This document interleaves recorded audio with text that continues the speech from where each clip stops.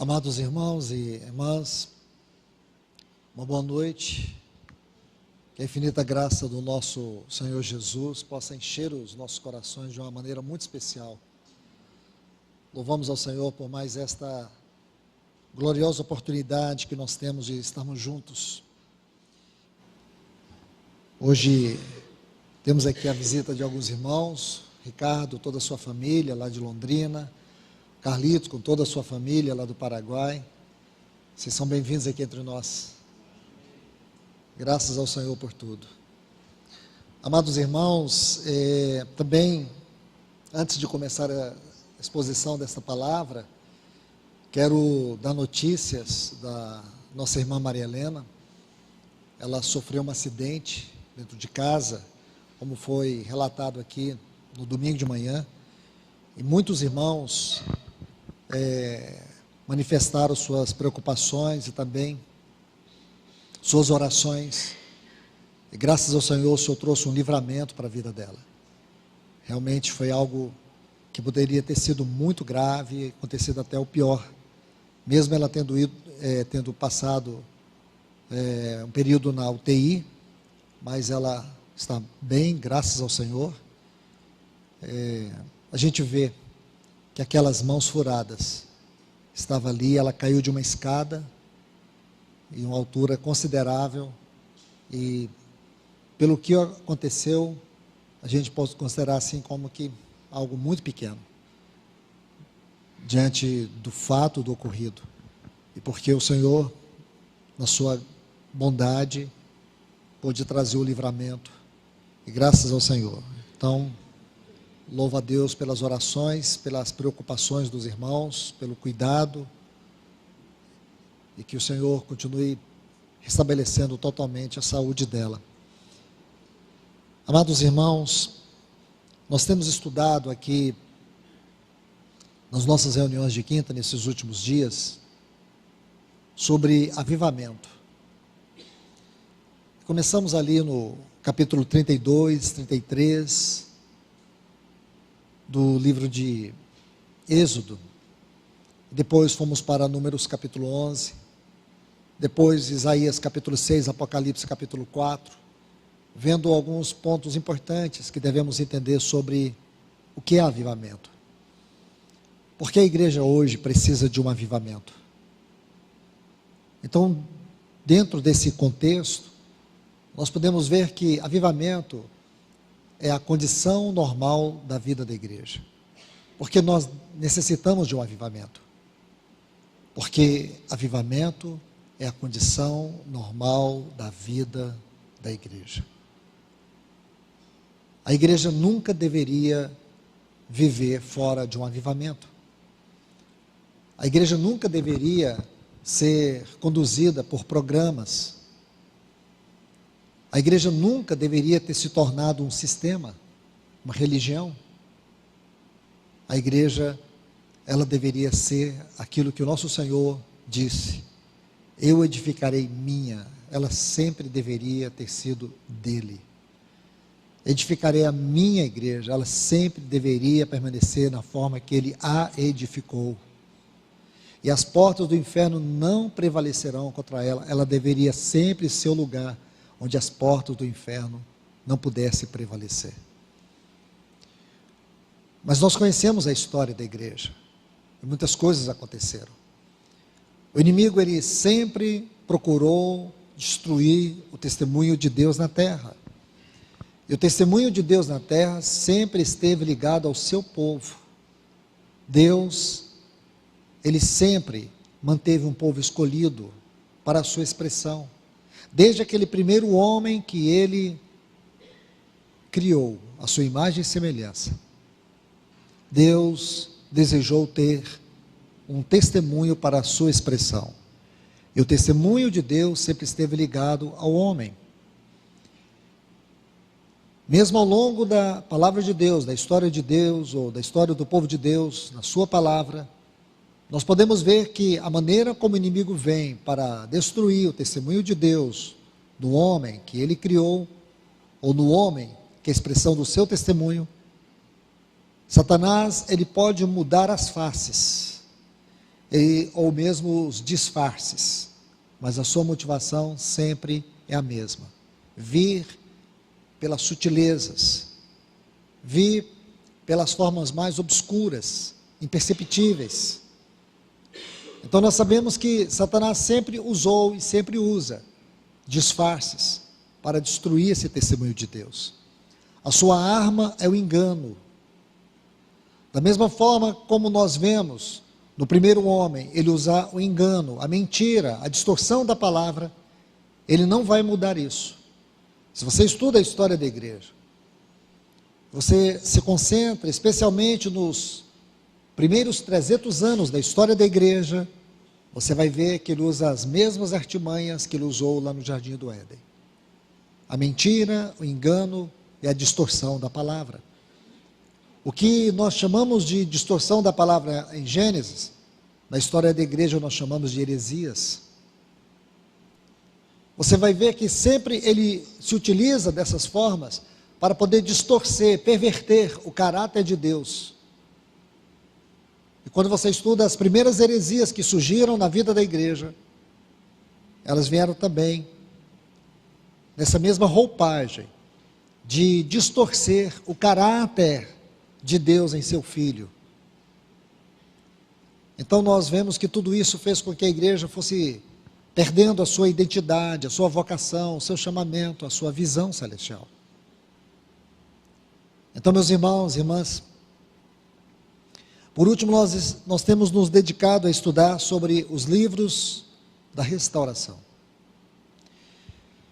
E aproveitando que nós passamos um tempo estudando sobre o livro de Daniel, e nós vimos também todo o pano de fundo que constitui o capítulo 1 do livro de Daniel, aqueles últimos reis de Judá.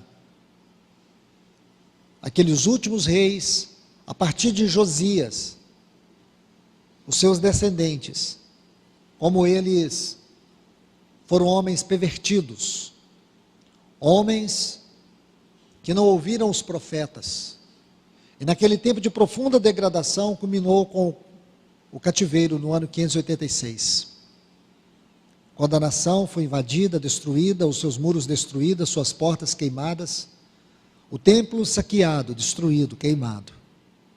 A palavra é opróbrio. E aí nós vimos o testemunho de Deus na terra, na expressão do seu povo entrar no estado de degradação e ruínas. 70 anos se passaram. Nesse tempo Deus conservou um fiel remanescente, embora poucos, mas um fiel remanescente, nas terras da Babilônia e também da Pérsia, que depois se torna o império seguinte.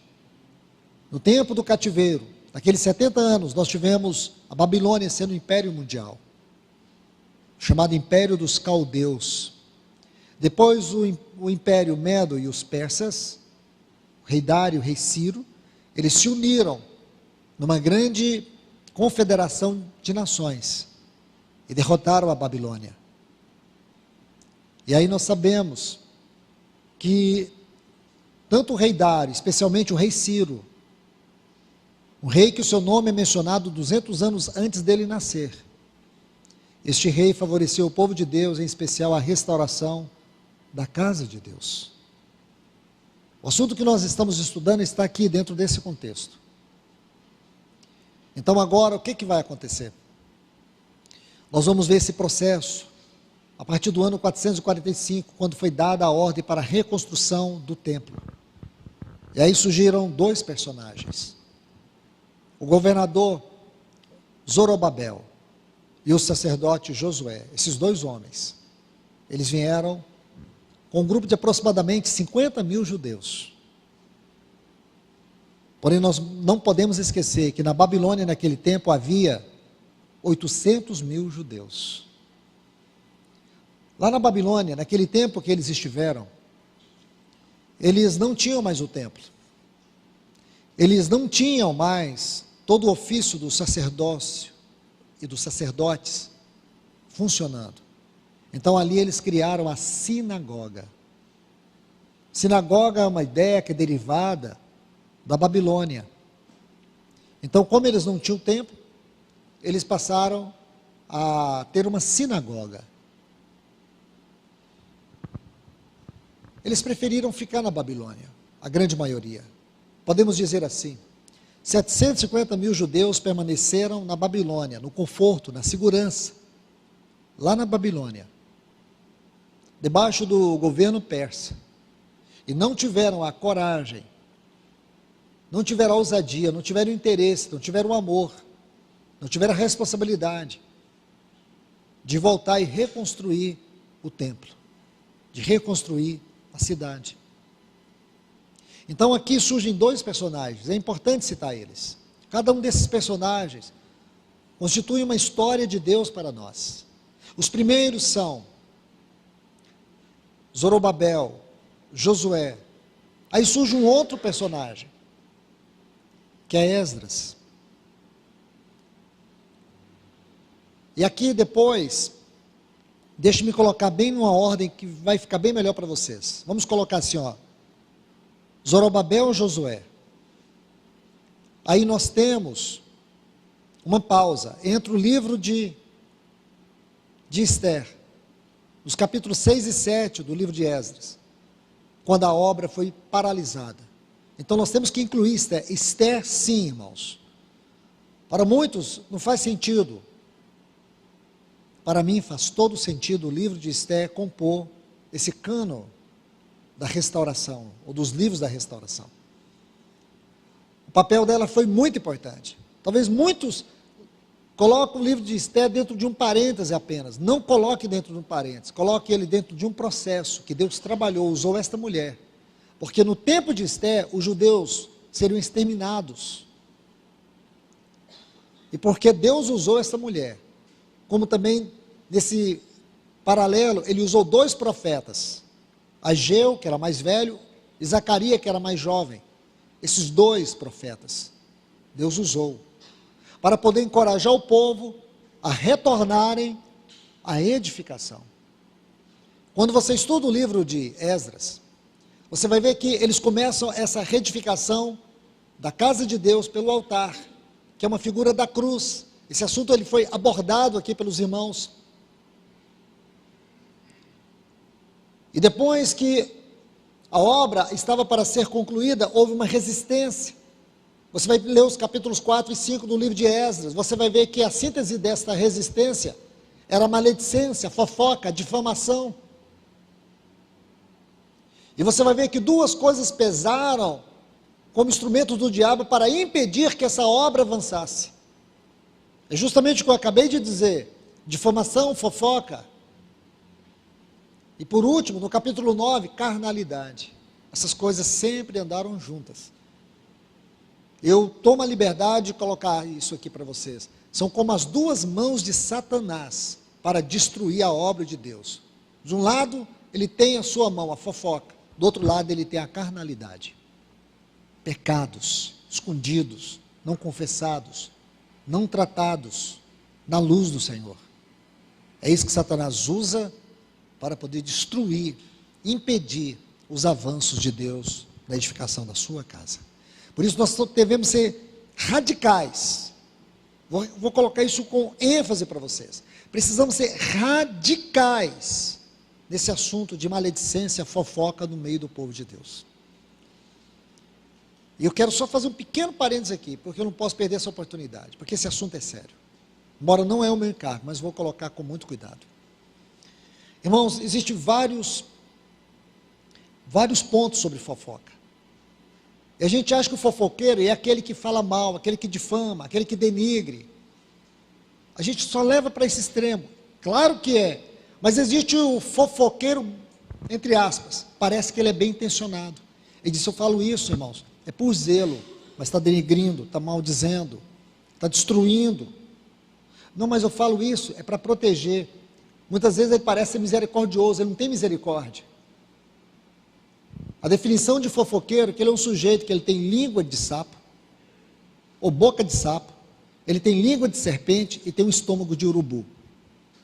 Essa é uma boa definição para pessoas fofoqueiras. Mas existe um outro fofoqueiro que é o passivo, é aquele que ouve. É aquele que ouve. E meu irmão, minha irmã, se um dia alguém bater na sua porta ou sentar na sua mesa, diante da sua família, para falar mal dos irmãos, você com toda a educação, levante da mesa, abra a porta, coloque o dedo para fora e diga para ele: se retire da minha casa, não toque nos meus irmãos, não toque na igreja do Senhor, não toque na esposa de Cristo, não toque na noiva de Cristo, não toque na edificação da casa de Deus. Porque o fofoqueiro, ele só mostra o que está errado, ele não mostra o caminho da restauração, da comunhão, do amor. Entende? A melhor maneira de você falar do irmão é diante de Deus para ele. E não existe forma mais profunda de amor do que você interceder pela pessoa. Essa é a maior declaração de amor, é orar por alguém, é interceder pelo outro. Vamos fechar o parênteses. E o outro ponto que você vai encontrar no livro de Esdras é a carnalidade, é a mistura. Essa mistura, essa união do cristão com o ímpio, é a aceitação do mundanismo no meio do povo de Deus, é aceitar a degradação moral como algo natural no meio do povo de Deus. De forma alguma, irmãos, o mundo não é parâmetro para nós, o mundo não é um modelo a ser seguido. O nosso padrão é celestial, o nosso padrão é Cristo. A igreja, ela é edificada sobre a rocha que é Cristo. Não é porque está dando certo, nosso evangelho não é um evangelho pragmático. Não é porque dá certo, lá no mundo vai dar certo na edificação da casa de Deus. Então nós vamos vendo isso no livro de Esdras. Mas aqui o ponto que eu quero ressaltar, e preciso seguir, que depois desses dois profetas, aí nós temos Esdras, esse personagem tão importante, cujo livro leva o seu nome, esse homem que é caracterizado pelo zelo, pelo amor, pela devoção, pelo cuidado, pela persistência. Esdras, é isso que você vai ver nesse homem. Aí por último nós temos, não por último, ainda precisa acrescentar dois. Você tem Neemias. Neemias também faz parte aqui e é outro personagem tão importante quanto Esdras. Em Neemias nós vamos ver um homem resiliente. Nós vamos ver um homem que tem coragem. Um homem que sabe planejar bem as coisas para o propósito, para o bem do propósito de Deus. Um homem que não se deixa levar pelo cansaço. Um homem que é caracterizado pela diligência. Esse é Neemias. Um homem que tem um coração quebrantado. Imagine que a sua vida muda depois que ele faz uma pergunta. Uma pergunta muda a trajetória, muda os seus sonhos, muda os seus objetivos, muda toda a sua história. Uma pergunta. Como está a cidade de Deus? Como está o povo de Deus? Neemias deveria ser, irmãos, um modelo de meditação para nós, como uma igreja que nesse tempo deveria ter a mesma preocupação. Como está o testemunho de Deus hoje? O que pesa no seu coração? O que te inquieta? Imagine que estava tudo bem até Anani fazer-lhe uma visita. Ele estava vivendo de forma tão confortável no palácio. Ele era um homem que tinha uma posição que, com absoluta certeza, muitos desejariam ter aquela posição que Neemias tinha. Ele estava vivendo sua história, seu mundo. Ele estava vivendo cheio de privilégios. Ele tinha uma posição invejável. Mas uma pergunta destruiu todo esse castelo de sonhos que ele tinha. Quando ele ouviu aquela resposta de Anani, que a cidade estava em ruínas, seus muros destruídos, o povo totalmente desencorajado, embora o templo estivesse levantado, o povo estava ali desencorajado. E eu volto a dizer, irmãos, a situação é de opróbrio. Neemias, na sua função, ele jamais poderia chegar diante do rei com seu semblante entristecido. Ele não demonstrava tristeza, ele não poderia demonstrar. Ele não poderia demonstrar nenhuma forma de abatimento, porque ele servia diante do rei. O serviço diante do rei era um serviço litúrgico. Aqueles que serviam diante do rei precisariam ter uma cordialidade, eles precisariam ter um sorriso no olhar. Eles olhavam para o rei, ou diante do rei, com muita reverência. E o rei conhecia o seu copeiro, porque ele era aquele homem da mais absoluta confiança. O rei não bebia nada, ele respondia pela vida do rei, por tudo que o rei bebia. Ele cuidava de tudo que o rei bebia. O rei tinha sua vida na mão daquele homem. Escute isso. O homem mais poderoso do mundo daquela época era o imperador da Pérsia. E ele tinha sua vida na mão do seu copeiro. Qualquer coisa que era servido para o rei, era ele que examinava, bebia primeiro, aí o rei poderia ser servido. Se o rei fosse envenenado, ele era o primeiro a morrer. Sua vida estava, a vida do rei estava ali, nas mãos daquele homem. Era uma posição única. Não era uma posição fácil de ser substituído. Esse era Neemias. Que privilégio, que posição, que glória humana ele tinha. Mas um dia, irmãos, uma pergunta mudou o seu olhar. Por favor, abra comigo suas Bíblias. Eu fiz toda esta exposição para que nós pudéssemos ler esse texto de uma forma diferente. E eu sei que vocês, todos nós, já lemos esses textos aqui no capítulo 1, muitas e muitas vezes. Hoje você vai ler de uma forma diferente. Observe. Essas palavras são de Neemias. Sucedeu no mês de Quisleu, no ano 20, quando eu estava no castelo de Suzã. Estava no palácio de Suzã. Neemias capítulo 1. Veio Anani, um de meus irmãos, com alguns homens de Judá. Perguntei-lhe. Esta é a palavra importante aqui. Perguntei-lhe. Quem pergunta quer saber, quem pergunta se interessa. Neemias não era um homem de perguntar por perguntar. Neemias era um homem de interesse. Perguntei-lhes a respeito dos judeus que tinham escapado, os restos do cativeiro, aqueles que tinham voltado com Zorobabel, com Josué, aqueles que tinham restaurado a casa de Deus, aqueles que estavam debaixo da vara e do cajado de Esdras. E diz a respeito de Jerusalém. Eles me responderam: os restos que ficaram do cativeiro lá na província estão em grande aflição e opróbrio. Os muros de Jerusalém estão demolidos e as suas portas consumidas pelo fogo. Ao ouvir essas palavras, sentei-me, chorei, planteei por muitos dias. Jejuei e orei diante do Deus dos céus. E disse: rogo-te, Jeová, Deus dos céus, que é Deus grande e terrível, que guardas aliança e misericórdia com aqueles que amam e observam os seus mandamentos.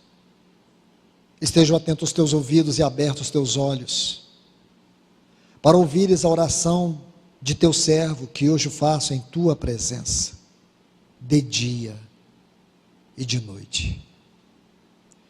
Você pode perceber que um homem que passou a jejuar depois de uma pergunta, como ele estava jejuando, um homem que passou a orar depois daquela pergunta, ele não parava de orar, ele não parava de jejuar, ele não parava de clamar, na presença de Deus, de dia e de noite.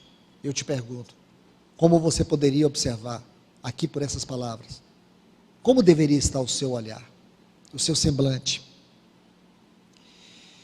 Então você vai ver que ele vai fazer uma confissão de pecados.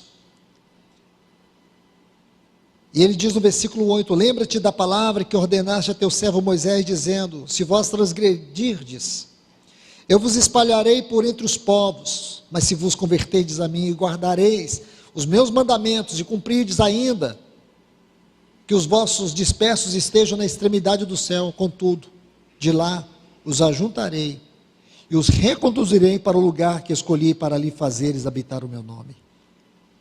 Aí ele diz no versículo 11: rogo-te, Senhor, que estejam atentos os teus ouvidos à oração de teu servo e à oração dos teus servos, que se deleitam em temer o teu nome.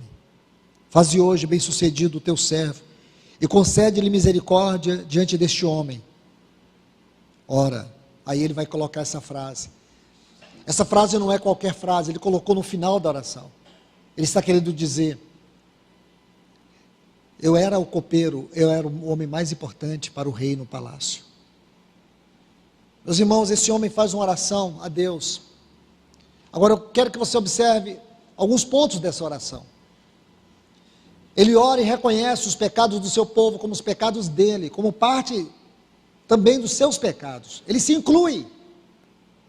Ele não se exclui, ele se inclui.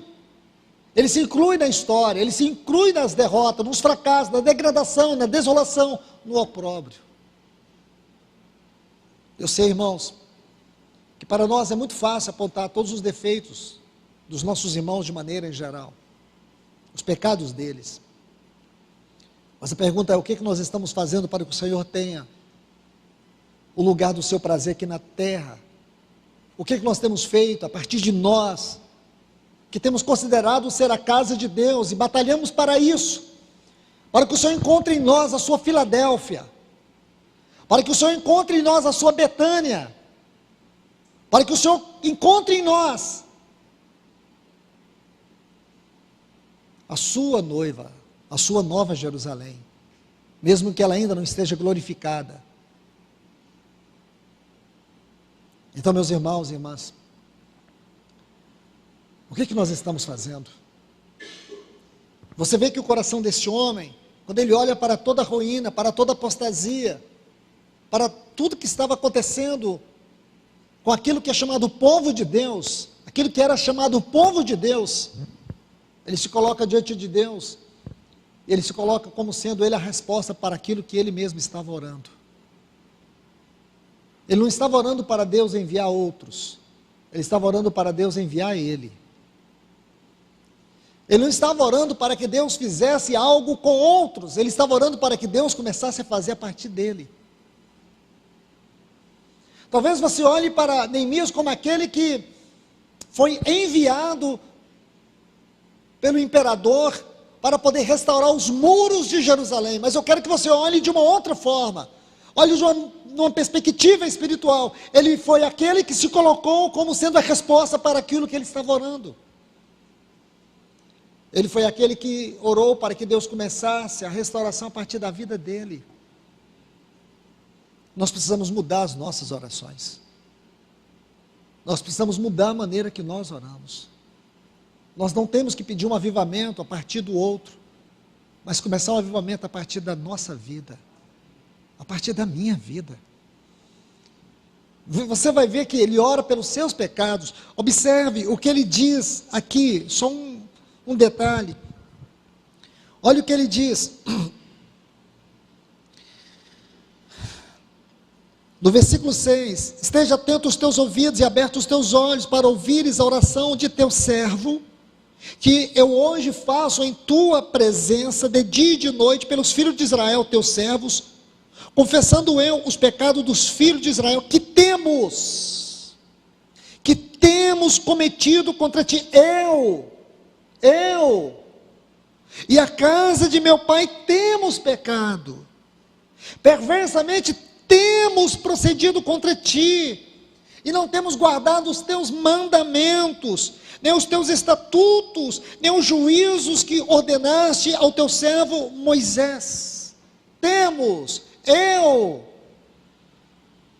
Irmãos, a minha pergunta é: aonde está esse coração hoje, diante de Deus, aqui nesse lugar? Porque nós estamos esperando o próximo culto, a próxima reunião, o próximo evento.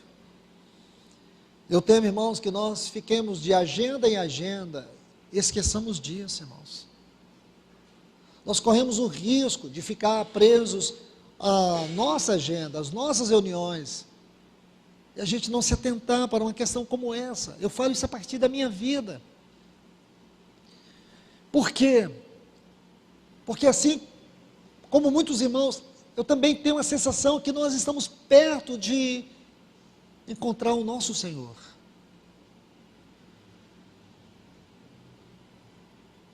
Eu creio, meus irmãos e irmãs, que antes disso o Senhor deseja restaurar a glória da sua presença, recuperar sua completa satisfação no meio do seu povo aqui na terra. Encontrar um povo adequado, um povo que o ama de verdade, um povo que o sirva de verdade. Como Filadélfia, tendes pouca força, mas um povo que batalha arduamente para não negar o testemunho de Deus, não dar as costas para Deus, para o seu nome, não se deixar levar pela grande maioria, pelo curso do mundo, pelo evangelicalismo degradado, mas um povo que procura manter a palavra, o evangelho genuíno, a palavra da verdade, o evangelho apostólico. Então, meus irmãos, eu penso que em algum momento, como hoje, aqui nessa reunião, em algum momento nós precisamos parar e sondar se o nosso coração é esse coração. Eu preciso sondar se o meu coração está assim.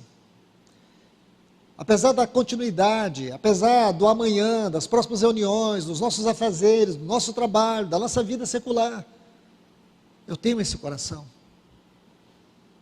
É esse coração que me leva à presença de Deus e a rogar ao Senhor. Ou eu estou acomodado com esse nível de espiritualidade, com esse nível de igreja que nós temos vivido. Eu não posso acreditar que é só isso, irmãos. Eu tenho que crer que o Senhor quer fazer muito mais. Ele não quer fazer muito mais nos outros. Ele quer, a partir de nós que estamos ouvindo essa palavra, a começar aqui, a começar em mim, a começar em você. É esse coração que o Senhor busca.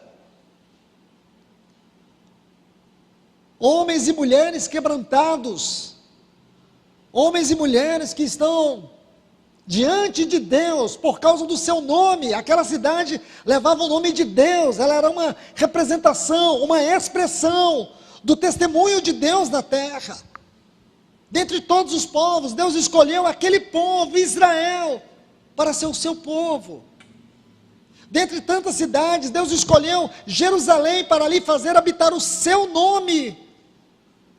Mas todos nós sabemos que aquela cidade fracassou, aquele povo fracassou. Como diz Neemias, eles desobedeceram os mandamentos de Deus. Por isso Deus os entregou como uma forma de juízo aos caldeus. Não era uma forma de religião Jerusalém. Não olhe dessa forma. Jerusalém não era uma religião para o povo. É porque eles entendiam que ali estava uma cidade que diferenciava das outras. Por quê? Porque naquela cidade, ou aquela cidade foi escolhida para expressar o testemunho de Deus. O que você vai ver aqui em Neemias é o que você vê quando o nosso Senhor desce lá do Hermon e ele vai andando para Jerusalém. Quando ele contempla a cidade, ele chora. Ele diz: Jerusalém, Jerusalém. E ele lembra, ele diz assim, que mata os profetas e os que te foram enviados. E agora, como o Deus Filho, como aquele que é revelado no Antigo Testamento, o anjo do Senhor, aquela cristofania, o anjo do Senhor, essa cristofania que existe no Velho Testamento, ele diz: quantas vezes eu quis te juntar, como uma galinha junta os seus filhotes, os seus filhinhos, os seus pintinhos, debaixo das suas asas, e tu não quisestes. Você percebe, irmãos, que é o mesmo coração do Senhor por aquela cidade. Mas não era a cidade, irmãos. A cidade não era um fim em si mesmo. Aquela cidade era uma representação, ela era uma expressão do testemunho de Deus na terra. Aquela cidade rejeita o nosso Senhor. Como nós sabemos, ele foi rejeitado. Ele não encontrou ali naquela cidade o lugar onde ele pudesse reclinar a sua cabeça. Por isso ele reclinou a sua cabeça na cruz. E como diz o irmão Christian Shen, quando o nosso Senhor estava ascendendo aos céus, ele deu as costas para Jerusalém e a sua face estava voltada para Betânia.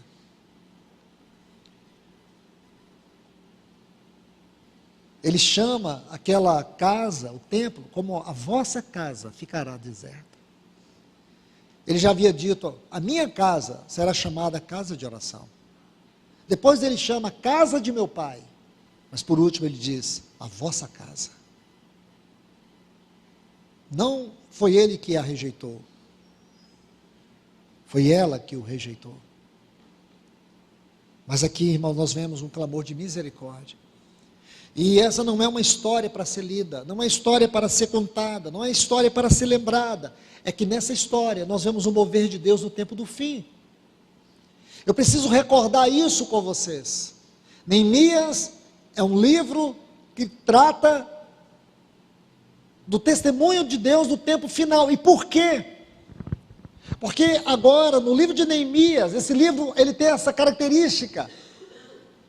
É o último mover antes da vinda de Cristo. Porque a história seguinte, a de Neemias, é o capítulo 2 do livro de Lucas, que é a vinda do Messias.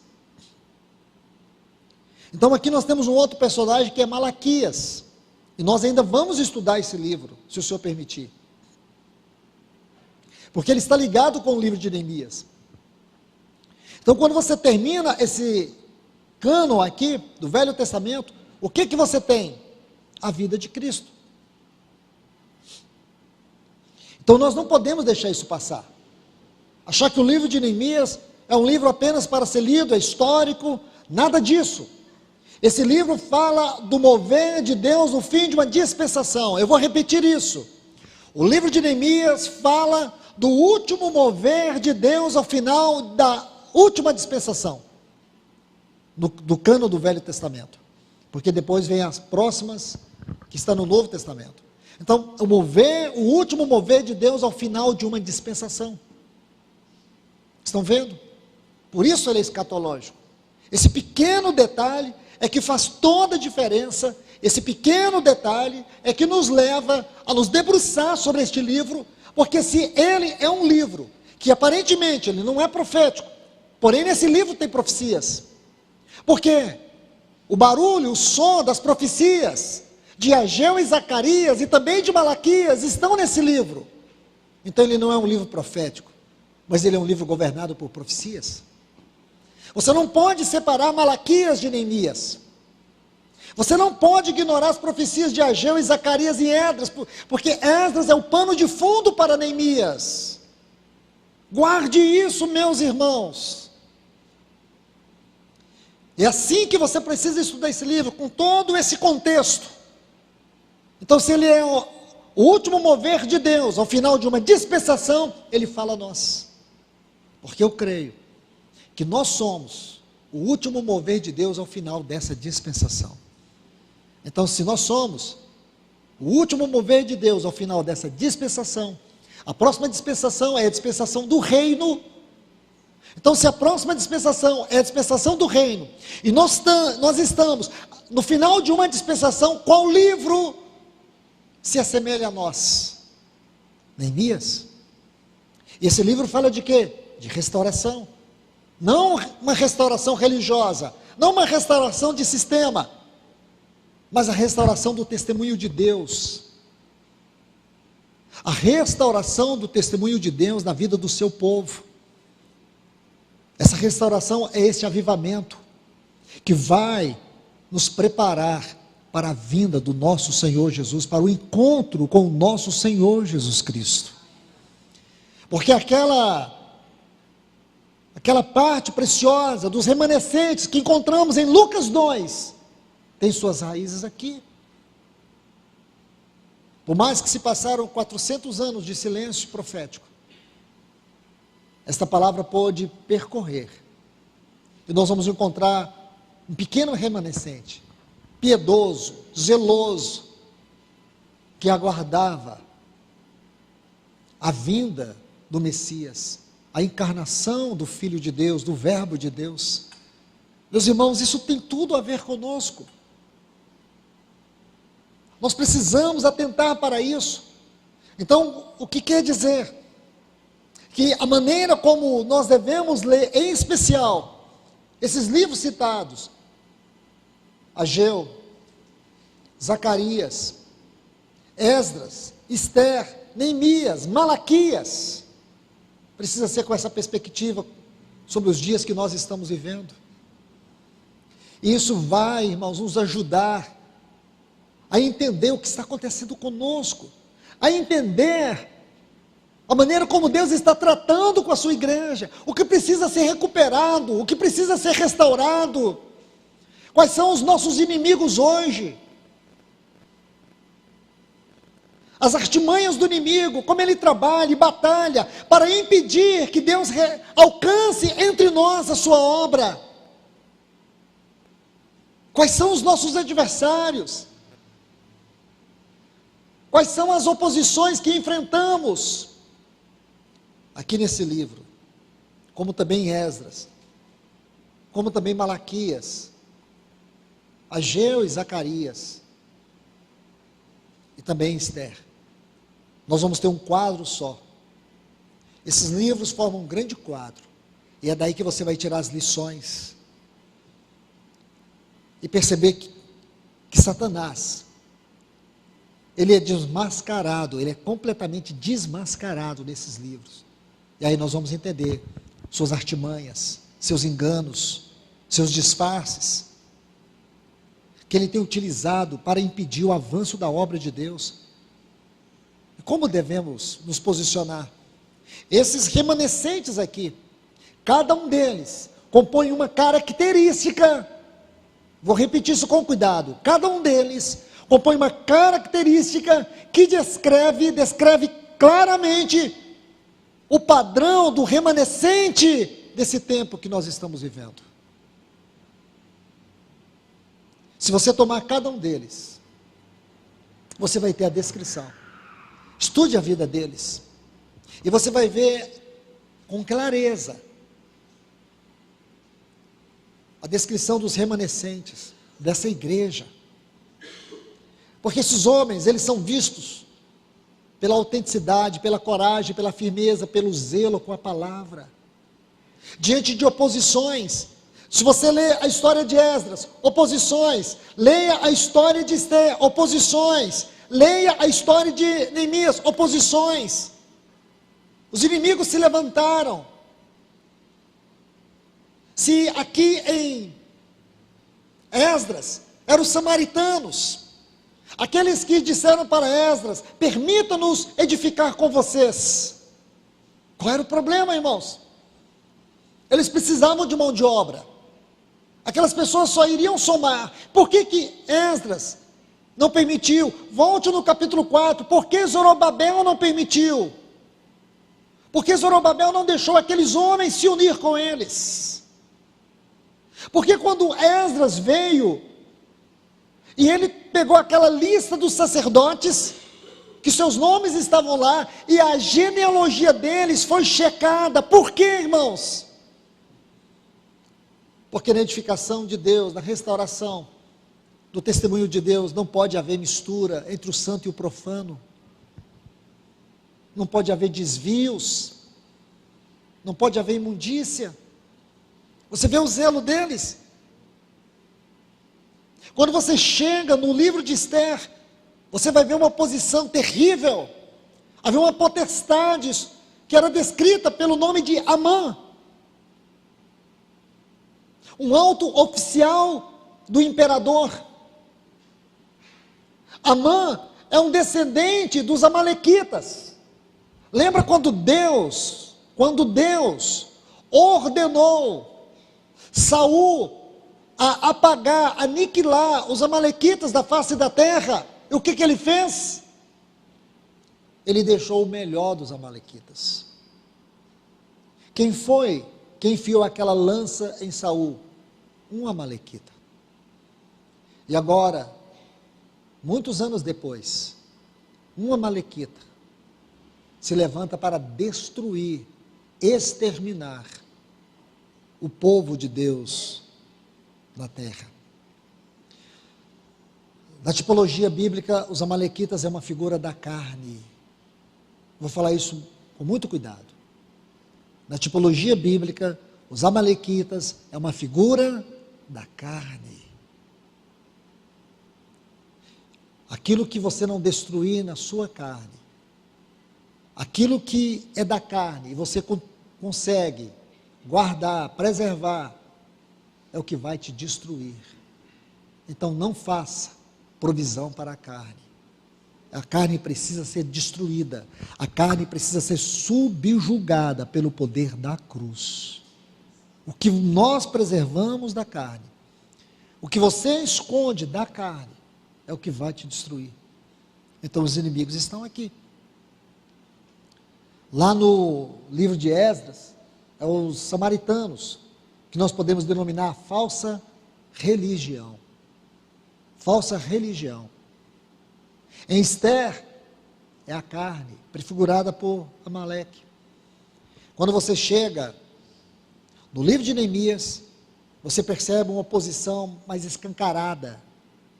Sambalá, Tobias, homens que demonstram um espírito de potestade, homens que vêm para guerrear, homens que vêm para destruir, para matar.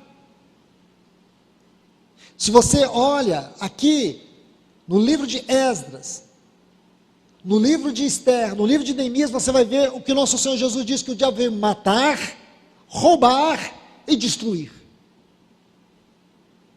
Então nós podemos dizer assim, em Esdras, a religiosidade veio nos roubar, porque o objetivo da religiosidade é nos levar a uma vida superficial.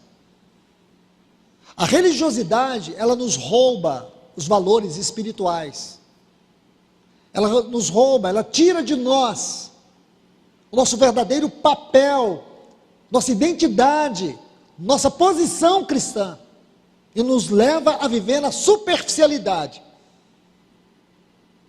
E aqui poderíamos colocar muitas outras coisas.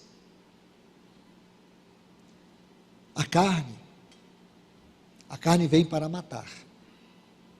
A carne mata a comunhão, a devoção, a comunhão com Deus, a devoção na palavra e na oração. A carne, ela nos mata. A carne é mortal. O penhor da carne é para a morte. Cristãos carnais estão mortos. Aí nós teríamos que fazer uma exposição em Romanos, capítulo 7, capítulo 8. Agora você vai ver, no livro de Neemias, potestades, prefigurada por esses homens, Sambalá e Tobias. Aqui o objetivo é destruir. A obra desses homens foi tão terrível, que chegou ao ponto, quando Neemias ficou fora durante 1 ano, em Jerusalém, os descendentes desses homens estavam morando, estavam com suas câmaras, dentro do templo do Senhor. Você vê, aí quando Neemias entra, e aqui é que nós precisamos estudar o livro de Malaquias, porque o livro de Malaquias aborda os últimos capítulos do livro de Neemias. Esse é um passo mais à frente. Então, meus irmãos, observe a seriedade de tudo isso. Por isso que nós temos que estar atentos. Por isso que nós precisamos ser aqueles sentinelas, aqueles atalaias. Nós não temos o direito de ser ignorantes, irmãos. Não leve isso na brincadeira, isso é sério. Ser cristão hoje é sério. Representar e expressar o testemunho do Senhor é sério. Nós precisamos compreender o nosso grau na responsabilidade espiritual. Porque os dias que nós vivemos, é tudo aquilo que está descrito em 2 Timóteo capítulo 3. Quando você olha aquelas 19 características descritas ali, são as 19 características dos dias que nós estamos vivendo. Quando você pega 1 Timóteo capítulo 4, versículos 1 e 2, é uma descrição dos dias que nós estamos vivendo. E hoje está aí. Você pode tanto olhar para a palavra e ver o cumprimento dela no mundo hoje. E é nesse mundo pervertido, nesse mundo da degradação espiritual que nós estamos vivendo. E nós temos que ser esse luzeiro de Deus nesta hora. Temos que ser o testemunho de Deus nessa hora.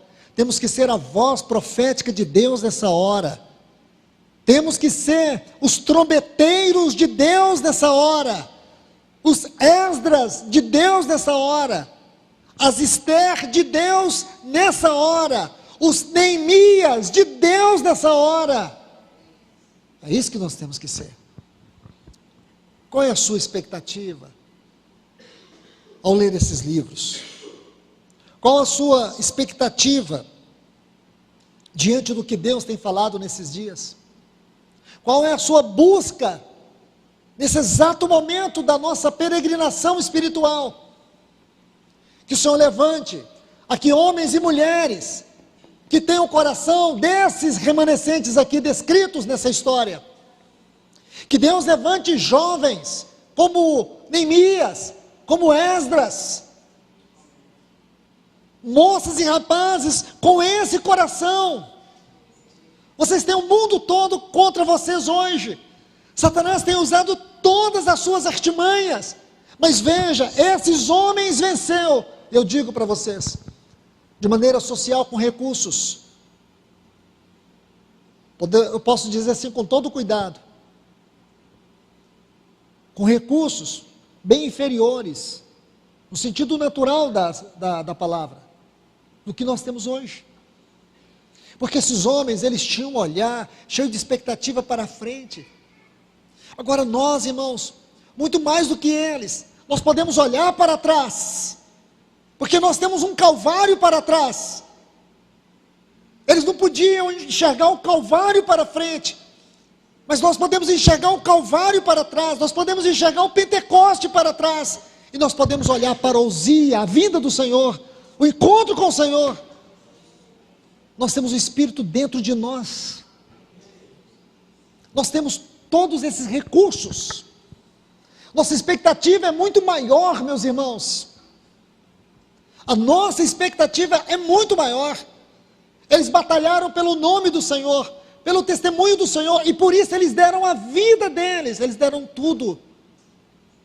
E hoje eu e você, irmãos, a expectativa que nós temos, a visão celestial que nós temos, os recursos que nós temos, tanto no sentido natural, porque nós temos essa palavra escrita, nós temos esse velho e esse novo testamento, nós temos todas essas histórias de Deus aqui, nós temos esse glorioso Paracleto que foi enviado para nós. E se olharmos assim, no natural, nós vemos também que nossa batalha hoje, eu tenho que admitir, irmãos, que os nossos inimigos hoje são extremamente ferozes. E o inimigo sabe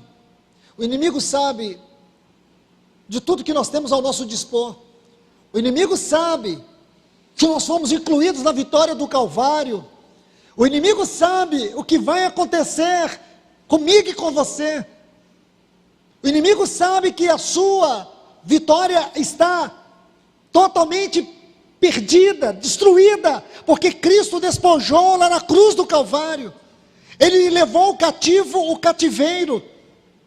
Então o inimigo sabe de tudo isso. Então ele luta e batalha, usando o mundo, a carne e o diabo contra nós, o inferno contra nós. Ele usa tudo isso, principados, potestades, dominadores e hostes espirituais contra nós. Mas nós não estamos sozinhos. Nós estamos armados com a armadura de Deus. Nós estamos incluídos na vitória do Calvário. O nosso general é Cristo. Ele foi à nossa frente, abriu um vivo e novo caminho. E nesse vivo e novo caminho nós podemos nos equipar com todos os recursos que nós precisarmos para esta hora. Ele tem nos dado a sua voz, Ele tem nos dado a sua palavra, Ele tem nos dado a sua revelação, Ele tem nos dado a sua face nessas revelações da sua palavra. Ele tem nos dado este glorioso Espírito Santo, este Paracleto. Ele está conosco, Ele está em nós, Ele é por nós. Então nós não temos que temer, mas precisamos ter esse coração, irmãos e irmãs. Nós temos que ver o padrão desses homens aqui. Nós não podemos ter um padrão inferior a isso. Eu digo para vocês, com reverência, não julgando ninguém, mas estes homens, eles revelam um padrão de Deus para os remanescentes nesta hora, nesse tempo do fim. Aqui está algo para nós agarrar. Que o Senhor nos ajude nesta hora. Que o Senhor ajude cada um de nós aqui. Porque eu acredito que ainda não estamos vivendo os piores dias. Eu creio que nós viveremos dias piores no que concerne a nossa vida nesse mundo. Porém eu acredito, irmãos e irmãs, que isso não vai fazer muita diferença. Porque o nosso coração já foi e está sendo arrebatado para os céus. E a nossa convicção da vinda do Senhor é certa. É uma questão só de dias. O inimigo pode fazer o que ele quiser com esse mundo. Ele só não vai fazer o que ele quer com a nossa vida cristã, com o testemunho de Deus, com a igreja do Senhor Jesus Cristo. Isso ele não vai fazer, porque nós estamos aqui para resisti-los no nome do Senhor Jesus. E nós precisamos resistir. E nunca iremos resistir se nós formos um povo alheio à palavra de Deus. Um povo que não atenta à palavra de Deus. Nós precisamos ser um povo que tenha a coragem de agarrar esta palavra, amar esta palavra. Por isso nós temos buscado no Senhor uma forma de que esta palavra seja moída, remoída no nosso coração. Então que o Senhor nos ajude nesta hora. Aqui está, irmãos, um padrão de Deus para nós nesse tempo do fim. Aqui está o padrão desse remanescente para o tempo do fim. Que o Senhor nos ajude. Que o Senhor seja glorificado na sua palavra em nossas vidas. Vamos ter um tempo de oração, meus irmãos e irmãs. Pai, no nome de Jesus, glorificado para todo sempre seja o teu grande nome, Senhor. Senhor, aqui estamos nós debaixo do teu nome, debaixo da tua palavra. Senhor, nós reconhecemos que, assim como nos dias de Esdras, Neemias, Esther, havia tantas oposições à tua obra, ao teu nome, ao teu caráter, ao teu povo. Senhor, nós vemos isso nos nossos dias. Como o inimigo tem se levantado, como o inimigo tem feito a sua obra para nos paralisar, para nos impedir, para nos distrair, com o propósito de nos destruir. Mas nós estamos aqui pelo Senhor. Vem equipar a tua igreja, Senhor. Vem nos revestir com a tua armadura, com a tua couraça. Nos ajude, Senhor, a ter o discernimento correto. Nos revista, Senhor, da tua sabedoria, do teu discernimento. Nos dê revelação do Senhor na tua palavra. Aviva o nosso coração, Senhor, para que nós sejamos como Neemias, uma resposta do Senhor.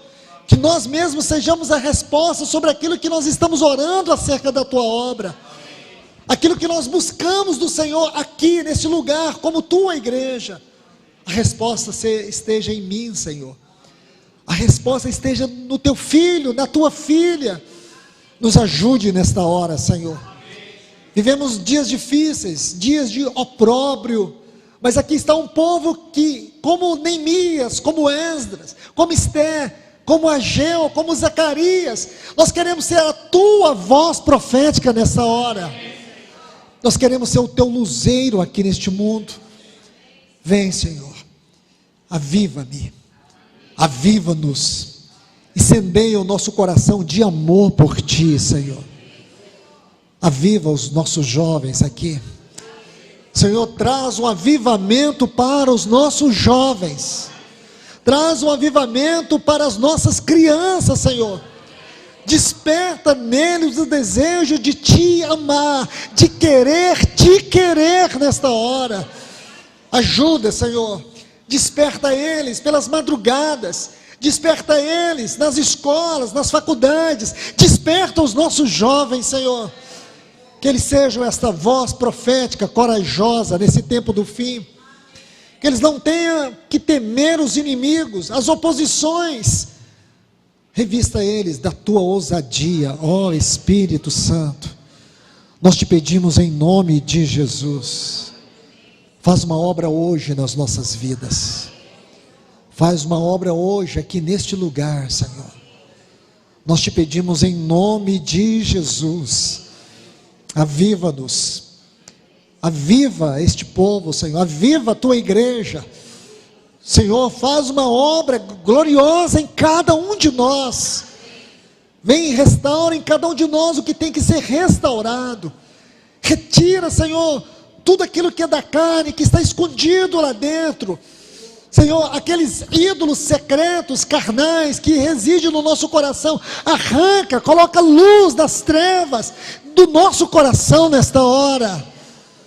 Senhor, nós não queremos permitir que a Amã cresça dentro de nós, para nos destruir, não, Senhor, venha nessa noite e nos vença pelo poder da Tua palavra, vença-nos pelo poder da Tua voz, vem, Senhor, ajuda-nos nesta noite, em nome de Jesus, amém.